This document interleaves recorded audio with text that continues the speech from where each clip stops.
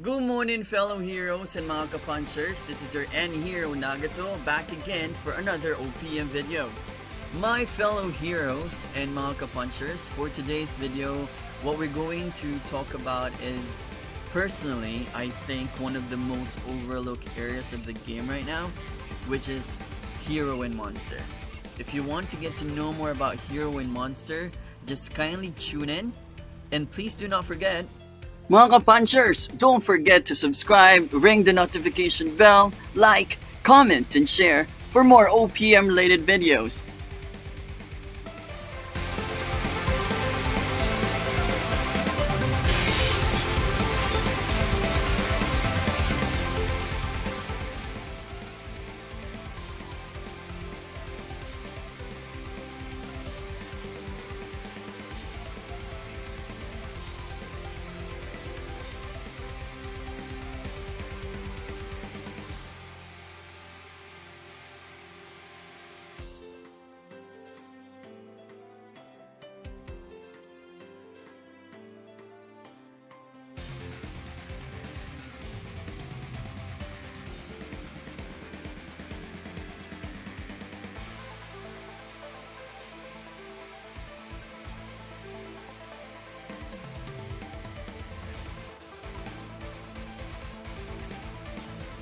So first, let us talk about the characters that will definitely thrive in conquering the Hero and Monster easily. And because I have there are two kinds of players, right? Your free-to-play and your pay-to-play players. So we're definitely categorize all of the characters if you're a free-to-play players and if you're a pay-to-play player. So to our fellow free-to-play heroes, here are the heroes that you want to, let's say, level up as early as now that would definitely help you progress in the game, or Hero and Monster. I'd like to start with the MVP for Hero and Monster. For the hero part, for defeating all of the monsters, would be Amai. I think we already know how he works, right? So basically he hits really hard, so he'll be the main damager of the team, and he will carry you guys. He will carry you from, let's say, latter part of stage 2, and sometimes it's just really about let's say luck as well, because when he hits like 5 times, everything will be deleted. You will be able to finish the game without the help of others. And I'm actually planning to 5-star this guy because utility wise, as long as you need a character that will thrive in boss let's say battles, and you need to score really high for you to get better rewards, Amai will be the first go-to person. And we all got him, right? Because it's one of the free characters early in the game. Second character that I'd like to highlight that would help you in Hero and Monster would be King. King is one of the, at first we were overlooking this character, and now we're seeing that because of the follow-up, we'll be able to hit like 11 or 12 million in the boss challenges and coin challenges. So I think, without further explanation, we already know why Beast King is a beast. And not only in boss challenges, but he also helped me, and I think that's the main reason why I decided to build this guy up, because in the stage 2 of the game I really had a hard time fighting heroes. So I decided to just really trust my instinct of leveling up Beast King.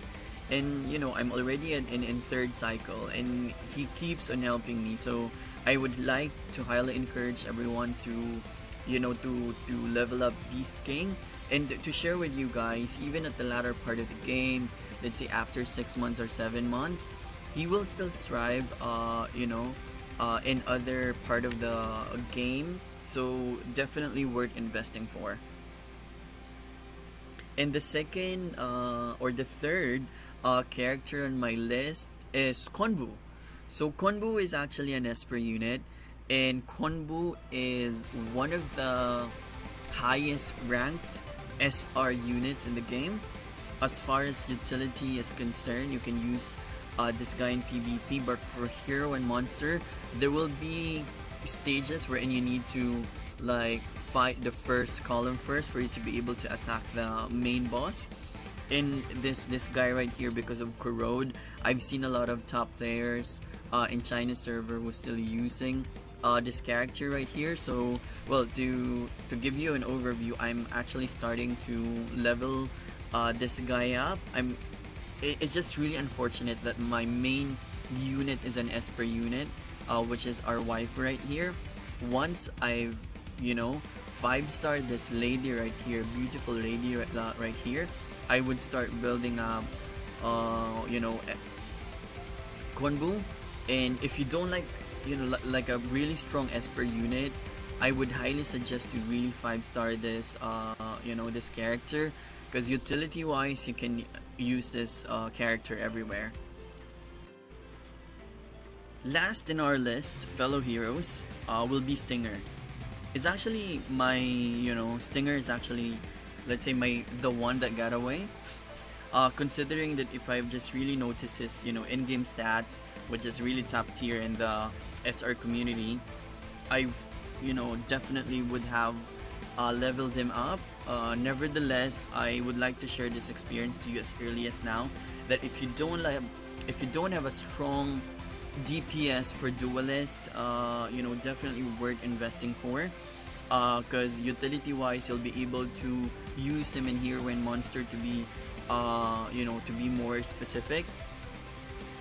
And personally speaking, because I've already, you know, done some stages in hero and monster, if I have this character, it would be easier for me to thrive. So this is actually one of my, not really mistakes, but one of the things that I'd like to change in my account, if given a chance. So I would start building him up. I'm just focusing in Subterranean King right now, but guys, if you have this guy, and you're having a hard time in hero and monster, perhaps this might be the high time for you to level up someone like Stinger.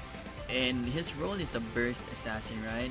And he's not being tagged as that for no particular reason. So thumbs up for Stinger, and definitely worth investing for. And for our sharks and for our megalodons out there, and for our fishes as well, if I may say, for the, you know, pay-to-play players, meaning you've already like limit break the SSR units to 3 to 4. These are the recommended units for you to thrive, or for you to complete the hero and monster easy. Okay, let us start with, of course, our wife right here. I think it's already like a given fact that this character right here, this beautiful character right here, will thrive in every situation. And let us just wait, everyone, for this character to, you know, for her keepsake to be available in the next coming weeks. The atomic samurai in your arena will be gone if you have if you have invested in terrible tornado, or our wife, if I may say. Next guy would be Deep Sea King. Deep Sea King is one of the best cores for monsters. I think no one can agree, everyone can agree with that.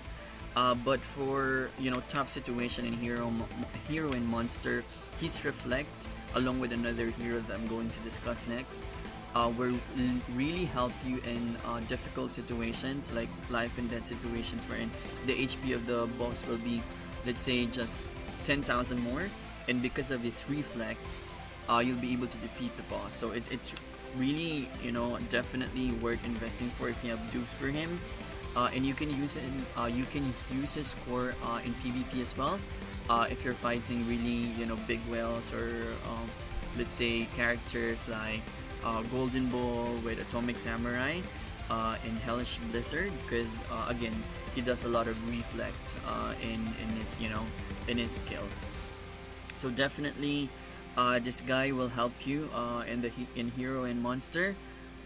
Next guy would be his partner. For him to shine, you need Kabuto for another 20% Reflect, so there will be a total of 50% Reflect. So this guy right here will give you 30%, and this one would be another 20%.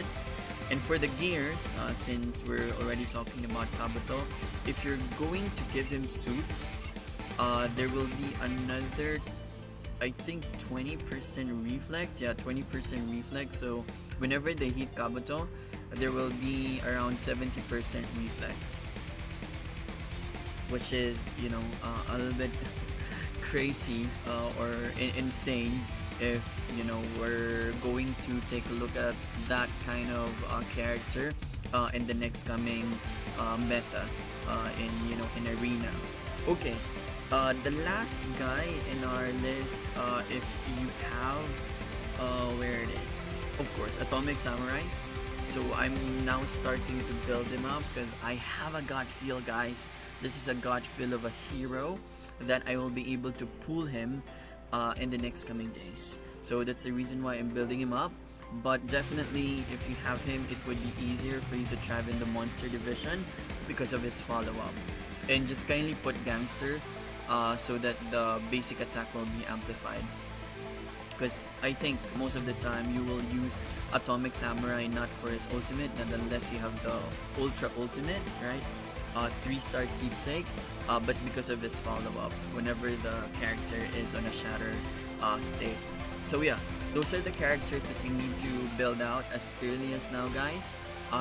Especially for the free-to-play out there, and pay-to-play players as well. Those are the heroes that are, I think, would have helped me a lot if I have them to complete all of the stages easier. So I hope you will learn something from the mistakes that I had in Hero and Monster. So I don't want my fellow heroes to commit the same mistake. So that's the main reason why I'm sharing this experience with you. Okay, guys, we're done. Talking about the characters that you need to build out for you to thrive in Hero and Monster. The second question that we need to answer would be what's the mess method? And I only have two things because you already have, I think if you'll be able to listen to me, or let's say grant my wish of not committing the same mistakes that I did, there are two things that you need to follow for you to thrive in Hero and Monster. First thing, always maximize your assists. So most of the time, I would try, or I will try my best not to use. So my first try, I will not use any, and see how it works, right? And then after which, I will try to use at least one. And then if I cannot beat and I need to really thrive or really progress, because there's upcoming diamond rewards in the next stage, I will use them both. But try to save them as soon, if you can, because again, Hero and Monster is here to gauge our progress in the game, not our battle points, right? So it will definitely help you think or consider a lot of things, or the holistic approach in your let's say in your character. So definitely it's worth looking at if you will be progressing in Hero and Monster. Again, your assist will definitely help you thrive. Second is, do not hesitate, or do not be ashamed if you would always borrow gears from your, or sometimes, here's what helped me, guys. So for at times I need Tatsu because Esper would hit really hard, and I need her injury skill, so she should be the main attacker. I would borrow some of my purple gears from Amai, and then transfer it to our waifu right here, or vice versa. So it actually depends on what's going to be the, let's say, purpose of the game. So it's really about strategizing as well when you start let's say progressing in the stages. So definitely worth knowing that it's okay and it's advisable for you to change your gears, if you would like to thrive in Hero and Monster. And lastly, guys, I would like to say, do Hero and Monster in the evening. Okay, you know why? Because in Hero and Monster, I would suggest that you need to change gears, right? And gears will be affected in arena, so a lot of people will take advantage of that in the morning. So it happens to me a lot of times wherein, I just saw my ranking in arena. I was at the 10th or 11th, and that's the first time that happened to me. And I was like, oh, what happened? And then I saw that I wasn't able to change the gears of my characters from their, original disposition. So that's another tip that I'd like to share with you guys. Well, I think that's pretty much all about it. If there are things that you'd like to discuss about Hero and Monster, kindly use this video or the comment section of this video to talk about that. The lineups, guys, we've been in the game for the last 3 weeks, and I've already uploaded the video about lineups, so please feel free, because we cannot answer to all of your inquiries, and we would like you to really invest in knowing your characters, because you don't listen to me, guys. You listen to your account, right? So yeah, should you have any other question, just feel free to shoot me a mail. I'll try my very best, despite my busy schedule, to reply to all of you guys. Thank you, and this has been an amazing experience, guys. May you have a lovely weekend.